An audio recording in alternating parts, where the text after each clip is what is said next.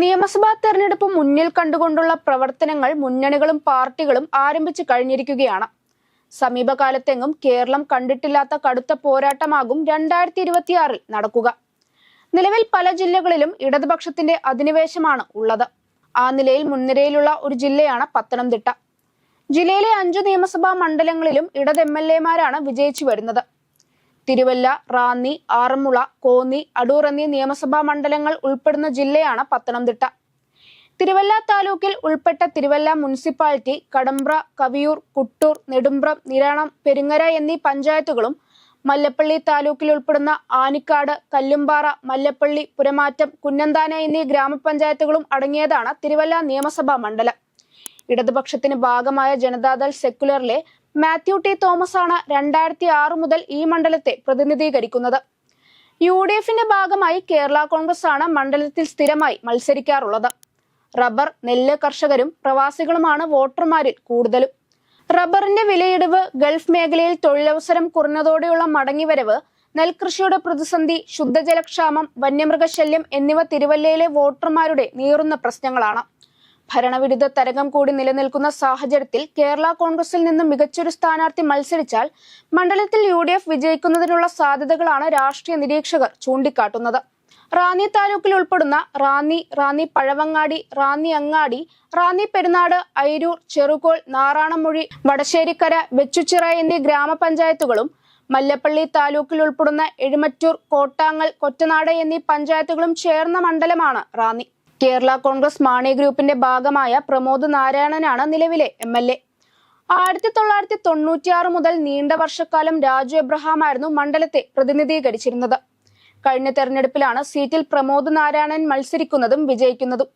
CPMന്റെ കൈവശമുണ്ടായിരുന്ന seat Kerala Congress Mani വിഭാഗം LDFലേക്ക് എത്തിയതോടെ പ്രമോദ് നാരായണന് seat നൽകുകയായിരുന്നു. കോൺഗ്രസ് സ്ഥാനാർത്ഥി റിങ്കു ചെറിയാനായിരുന്നു മണ്ഡലത്തിൽ പ്രമോദിനോട് പരാജയം ഏറ്റുവാങ്ങിയിരുന്നത്. അതേസമയം നിയമസഭാ തെരഞ്ഞെടുപ്പിന് ശേഷം നടന്ന ലോക്സഭാ തെരഞ്ഞെടുപ്പിൽ മികച്ച വോട്ടിന്റെ ഭൂരിപക്ഷം UDFന് ലഭിച്ചിരുന്നു. മാത്രമല്ല MLAക്കും സർക്കാരിനുമെതിരായ ജനകീയ കാഴ്ചപ്പാടുകളും അടുത്ത തെരഞ്ഞെടുപ്പിൽ ഇടതിന് പണിയാകാൻ സാധ്യതയുണ്ട്. റിങ്കു ചെറിയാനെ തന്നെയാണ് UDF വീണ്ടും പരിഗണിക്കുന്നതിന് സാധ്യത. മറ്റ് അനുകൂല ഘടകങ്ങൾക്കൊപ്പം റിങ്കു സ്ഥാനാർത്ഥി കൂടി ആകുന്നതോടെ റാന്നിയിൽ വിജയക്കൊടി പാർപ്പിക്കുവാൻ കഴിയുമെന്ന് കോൺഗ്രസ് കരുതുന്നു. ആറന്മുള നിയമസഭാ മണ്ഡലം.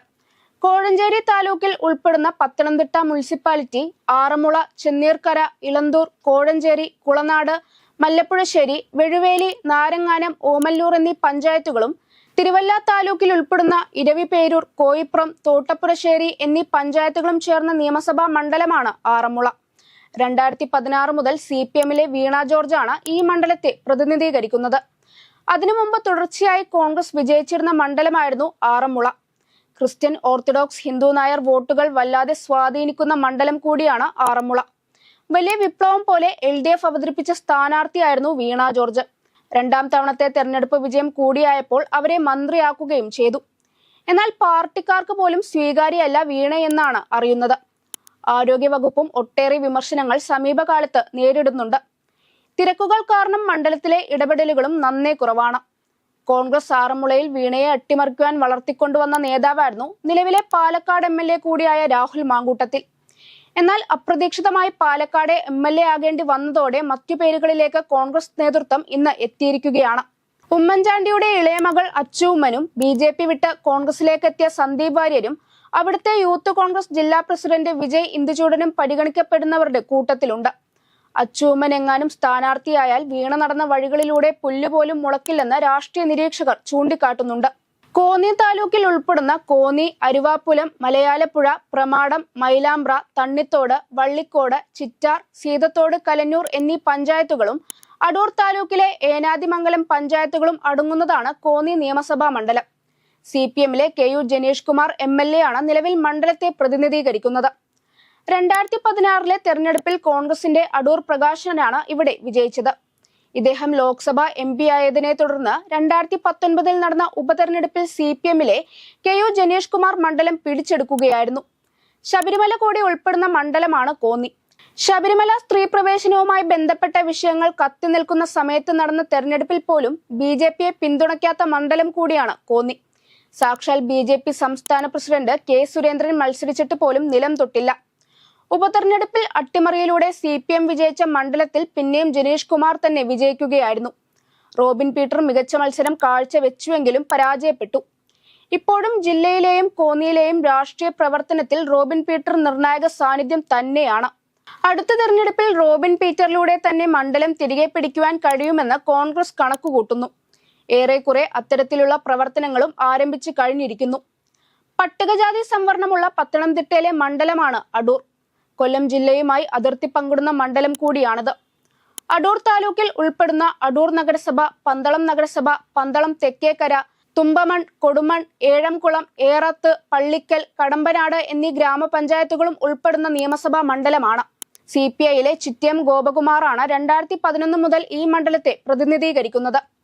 കഴിഞ്ഞ നിയമസഭാ തെരഞ്ഞെടുപ്പിൽ യൂത്ത് കോൺഗ്രസ് ജില്ലാ പ്രസിഡന്റ് MG കണ്ണൻ മികച്ച മത്സരം കാഴ്ചവെച്ചുവെങ്കിലും പരാജയപ്പെടുകയായിരുന്നു. 2016 1,00,000 വോട്ടിന്റെ ഭൂരിപക്ഷം നേടിയ ചിറ്റയം കഴിഞ്ഞ തവണ 2,919 വോട്ടുകളുടെ മാർജിനിലാണ് കടന്നുകൂടിയത്. ഈ വോട്ടുകളെല്ലാം നേടിയെടുക്കുവാൻ MG കണ്ണന് സാധിക്കുകയും ചെയ്തു. കണ്ണന്റെ പ്രചാരണം അവസാന ഘട്ടത്തിൽ എത്തിയപ്പോൾ തന്നെ ചിറ്റയത്തിന്റെ ഭൂരിപക്ഷം കുറയുമെന്ന സൂചനകൾ മണ്ഡലത്തിൽ പ്രബലമായിരുന്നു. എന്നാൽ ഇതിന് തടയിടാൻ ഇടതുമുന്നണിക്ക് കഴിയാതെ പോയി. ചിറ്റയം ഗോപകുമാർ സ്വന്തം ബൂത്തിലും പിന്നിലായിരുന്നു. അടൂർ നഗരസഭയിലെ 86-ാം നമ്പർ ബൂത്തിലാണ് ചിറ്റയത്തിന് 124 വോട്ട് ലഭിച്ചത്. അതേസമയം UDF സ്ഥാനാർത്ഥി MG കണ്ണന് 281 വോട്ട് ലഭിച്ചു. NDA സ്ഥാനാർത്ഥി പന്തളം പ്രതാപൻ 104 വോട്ടുകളും നേടി. MG കണ്ണനെ തന്നെ വീണ്ടും അടൂരിൽ സ്ഥാനാർത്ഥിയായി UDF നിയോഗിക്കാനുള്ള സാധ്യതയാണ് കാണുന്നത്. കഴിഞ്ഞ തവണ വളരെ ചെറിയ വോട്ടുകൾക്ക് നഷ്ടമായ അടൂർ ഇത്തവണ തിരിച്ചുപിടിക്കുവാൻ സാധിക്കുമെന്ന് കോൺഗ്രസ് കരുതുന്നു. കണ്ണനാകട്ടെ മണ്ഡലത്തിൽ എപ്പോഴും സജീവമാണ്. പത്തനംതിട്ടയിലെ മുഴുവൻ മണ്ഡലങ്ങളും UDF കയ്യിൽ ഒതുക്കുന്നതോടെ കേരളത്തിന്റെ അധികാരത്തിലേക്കുള്ള എളുപ്പവഴിയാകുമെന്ന പ്രവചനങ്ങൾ നടത്തുന്നവരും ഉണ്ട്.